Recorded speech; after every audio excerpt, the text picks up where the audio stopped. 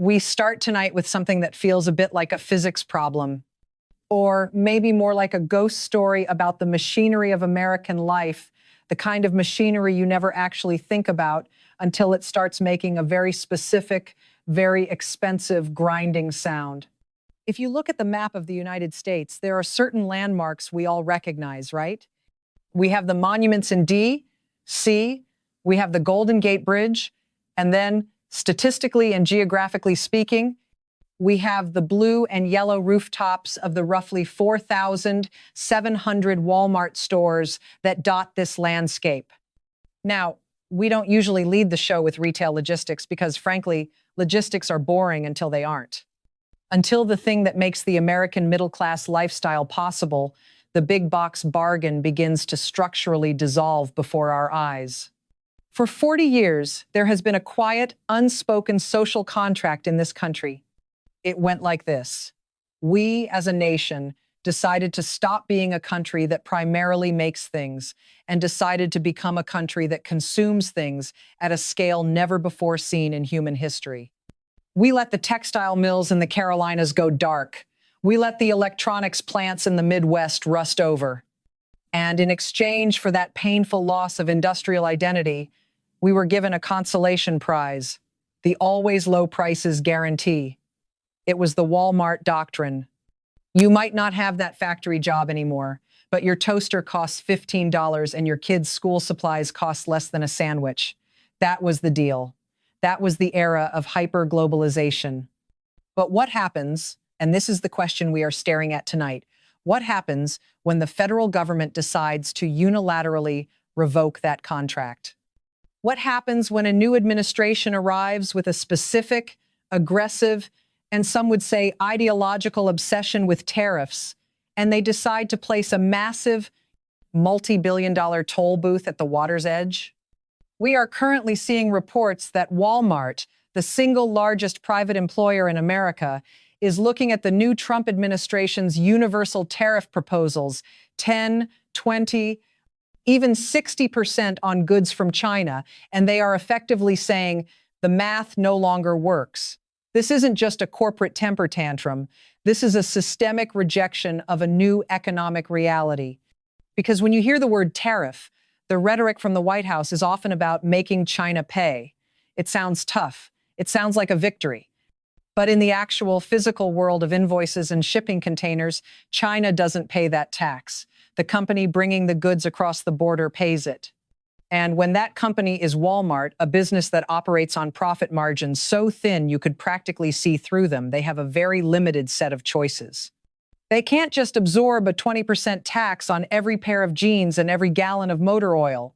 If they did, the company would cease to exist in about a fiscal quarter. So they do the only thing a rational globalized entity can do. They look for the exit. We are talking about a fundamental pivot where the biggest retailer in our history begins to treat the American market as toxic or unviable for its traditional business model. They are shifting capital to Mexico. They are doubling down on India. They are looking at any market where the government isn't actively trying to make the act of selling a t-shirt an act of financial suicide. And as they pull back, as they ditch the traditional American supply chain model, it isn't the CEOs who feel the sting first. It's the family in a rural county where Walmart is the only grocery store within 50 miles. It's the person watching the checkout screen as a 20% protectionist surcharge gets baked into the price of their groceries.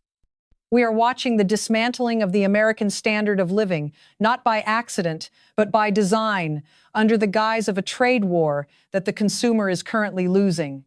We have to understand how we got here, and we have to look at the Bentonville breakup as the canary in the coal mine for an economy that is about to get a lot more expensive and a lot more lonely. And here is the thing that really gets under the skin of anyone who actually looks at the ledger, anyone who moves past the campaign slogans and looks at the actual cold, hard math being presented to the American people right now. Because when we talk about a 20% or a 60% tariff, what we are really talking about is a targeted surgical strike on the purchasing power of the American working class. Economists have a name for this. It's called a regressive tax. It's a fancy term for a very simple, very cruel reality.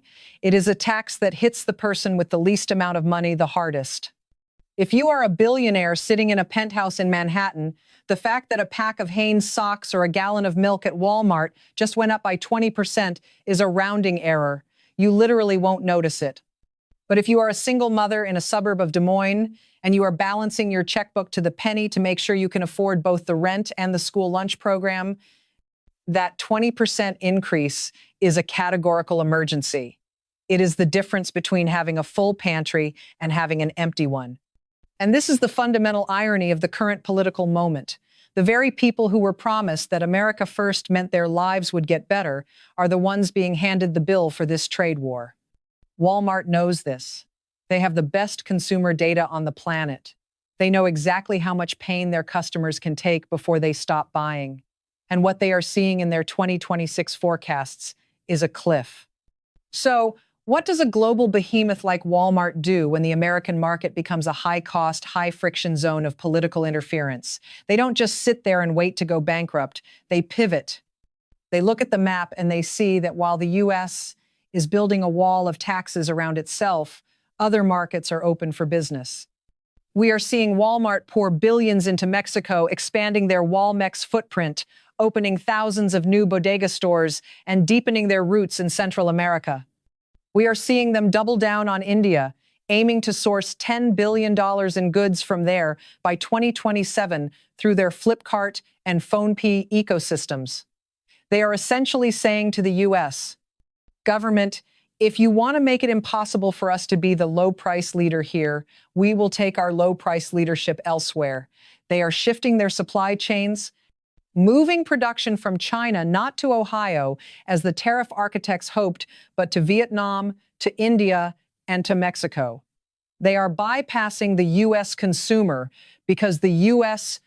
consumer has been made too expensive to serve. And the most cynical part of this entire theater is what happens next. When the shelves start to look a little thinner, and when the prices at the register hit record highs, the very people who signed the tariff orders will stand at their podiums and point the finger at Walmart. They will call it corporate greed. They will call it price gouging.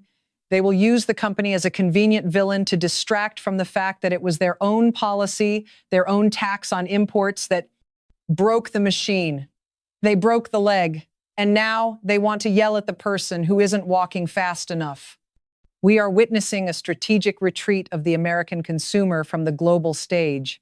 And as Walmart signals its shift toward calmer, more rational waters abroad, we are left here to wonder, what happens to the bargain that we built our entire modern economy upon? Because right now, the only thing being protected by these tariffs is the political narrative. And the people paying for that protection are the ones standing in the checkout line tomorrow morning. So here we are. It is 2026. And the glitch in the simulation we've been tracking has become the literal landscape of the American economy. When we look at Walmart, this massive Arkansas-born pillar of our domestic life, and we see it structurally pulling away, we have to recognize that this isn't just a business story. It is a story about the end of an era. For decades, the trade-off was simple. We traded our factories for the rollback. We accepted the hollowing out of our industrial base because the consolation was a level of material abundance that was, frankly, unprecedented. But now, that consolation prize is being taxed out of existence. The logic of America First has collided with the reality of the American pantry, and the result is a system that feels increasingly broken. As Walmart shifts its focus to markets like India and Mexico, places where the government isn't treating the global supply chain like a combat zone, we are left to grapple with what remains. We are left with retail deserts, with prices that no longer feel everyday low, and with a political class that would rather argue over who to blame than admit that you cannot simply tax your way back to 1,955. The furniture of our lives is moving out, and it's not because the customers left. It's because the rules of the game were changed so fundamentally that the math simply died. At the end of the day, when the press conferences are over and the cable news cycle moves on, The people left standing at the register are the ones who pay the ultimate price for this grand experiment in protectionism. They are the ones wondering what happened to the deal we thought we had. That's the story. That's the reality. And that is where we find ourselves tonight. We'll be right back.